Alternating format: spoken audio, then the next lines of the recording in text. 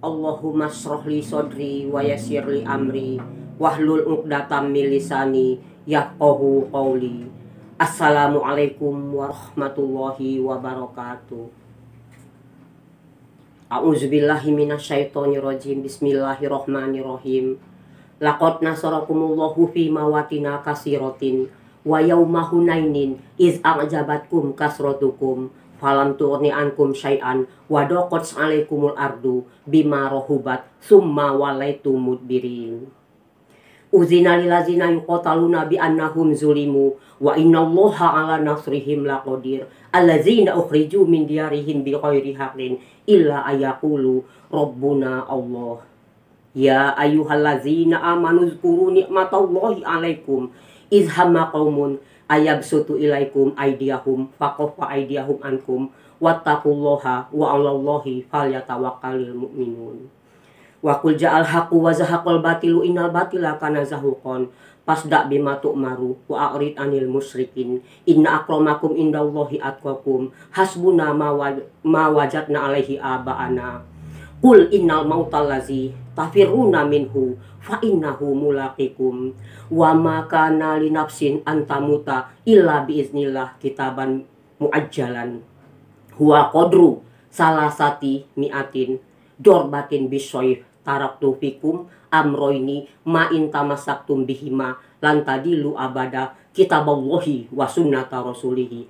Ku tinggalkan untukmu dua perkara pusaka, taklah kamu akan tersesat selama-lamanya selama kamu masih berpegang kepada keduanya, yaitu Al-Quran dan hadis.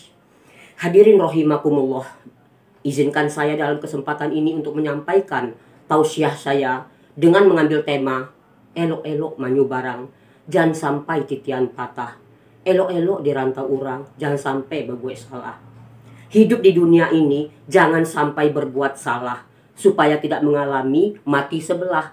Seperti cerita berikut, kisah nyata yang terjadi di Jawa Barat terhadap seorang ki-aki.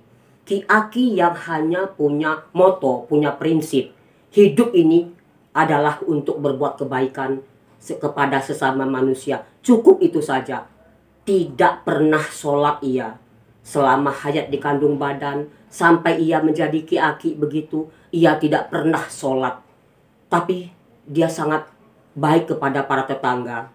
Kalau ada acara-acara di tetangga itu, walimatul urus, walimatul khitan, apapun acaranya suka duka, dia lebih dahulu datang ke sana. Tidak ada orang yang tidak pernah ia bantu. Ia sangat baik kalau ia sedang berjalan, di tengah jalan ada hal-hal yang berbahaya, ia buang. Itu dia dikenal di kampung itu adalah orang yang sangat dermawan, penyantun, pengasih dan penyayang terhadap tetangga. Tidak ada orang yang benci kepada dia. Alkisah akhirnya ajal menjelang, ki-aki ini pun berpulang ke rahmatullah. Setelah ia dimakamkan selama setengah bulan, selama 15 hari, hadirin sekalian, tiba-tiba di pusarannya itu, di kuburan itu, lewatlah seseorang. Seseorang ini mendengar suara ketukan di pintu ari-arinya itu. Kan kalau di dalam kuburan itu ada papan itu diketok-ketok sama dia. Orang yang lewat ini ketakutan. Dia pergilah ke rumah tetangga, dia ajak orang kampung untuk menyaksikan hal tersebut. Kemudian setelah itu dibuka kuburannya, ternyata betul ki-aki tadi masih hidup. Yang hidup hanya separuh saja, hadirin sekalian. Dari pusar ke atas itu hidup, pusar ke bawah itu mati. Maka ia dibawa pulang ke rumah, kemudian dirawatlah di rumah itu. Seminggu lamanya ia tunawicara, tidak bisa berbicara apa-apa. Setelah seminggu, barulah ia bisa diajak berbicara. Setelah semua orang kampung itu datang ingin mendengarkan kisahnya selama seminggu di alam kubur, di alam barzah, di alam terkutuk, maka ia pun bercerita. Bapak-bapak, ibu-ibu, di sini saya akan menceritakan pengalaman saya selama di dalam kubur selama seminggu. Perasaan saya ini nggak mati. Saya ini bangkit dari kubur dan saya berdiri di atas kuburan itu. Saya memandang ke sekeliling. Sejauh mata saya memandang, yang saya lihat hanyalah padang. Tidak ada gunung, tidak ada hutan. Semua rata. Dan saya lihat di situ semua manusia itu, laki-laki perempuan semuanya itu tingginya setinggi Nabi Adam alaihissalam, yaitu kurang lebih 3 meter lebih, dan usianya 25 tahun. Mereka semua, maaf, seperti tausiah saya dulu, saya sudah pernah ceritakan, mereka semua tidak memakai sehelai benang pun. Tapi mereka semua itu tidak merasa malu karena memang semua sudah seperti itu. Nggak ada bayi, nggak ada remaja, nggak ada dewasa, nggak ada tua bangka. Rata semua, laki-laki perempuan. Kemudian para hadirin sekalian, kata Bapak Aki-Aki tadi, dia ceramah di hadapan orang kampung itu. Kami semua dikumpulkan oleh malaikat, kami dibawalah ke sebuah pokok pohon yang sangat besar sekali. Pokok pohon itu adalah pohon raksasa, di mana daunnya, ranting-rantingnya, cabang-cabangnya itu menutupi kaki langit. Nah, disitulah kami semua dikumpulkan. Di situ, di bawah pohon yang sangat besar itu, para hadirin sekalian, ada jembatan Shirathul Mustaqim yang panjang sekali, tajamnya lebih tajam dari mata pedang, dan tipisnya lebih tipis dari rambut. Sangat ajaib sekali jembatan itu.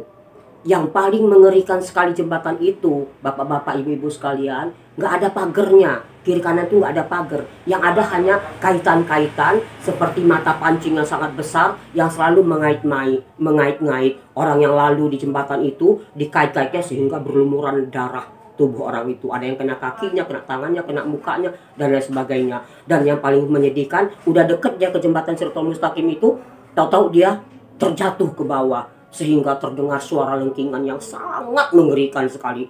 Karena di bawahnya itu adalah jurang, dan jurang itu isinya adalah golakan api neraka yang menyala-nyala. Disitulah mereka menjerit semuanya itu kalau yang jatuh itu.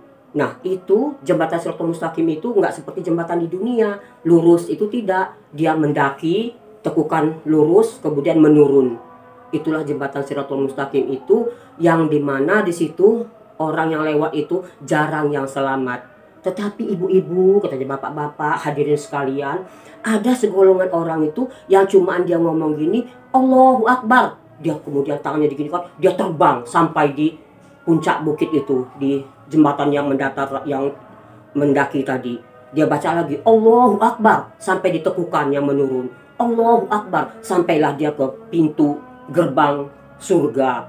Mereka semua berkumpul di pintu surga itu menunggu datangnya hari kiamat. Jadi mereka cuma mengucapin 3 kali Allahu Akbar. Nah, giliran saya disuruh sama malaikat, sekarang giliran kamu lewat jembatan Shirathul Mustaqim itu. Saya nggak bisa, padahal cuma 2 patah kata Allahu Akbar, 13 huruf cumaan, hadirin sekalian, 2 patah kata, saya nggak bisa.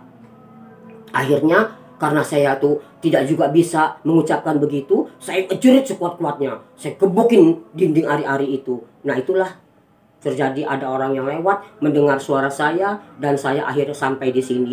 Saya berjanji mulai hari ini saya akan belajar sholat. Saya ucapkan syahadat, asyhadu alla ilaha illallah wa asyhadu anna muhammadar rasulullah. Saya bersaksi bahwa tiada Tuhan yang patut disembah selain Allah, dan saya bersaksi bahwa Nabi Muhammad itu adalah utusan Allah. Tak lama kemudian ia menghembuskan nafas yang terakhir, tapi ia sudah sholat. Mudah-mudahan ia menjadi ahli surga. Sekian, wassalamualaikum warahmatullahi wabarakatuh.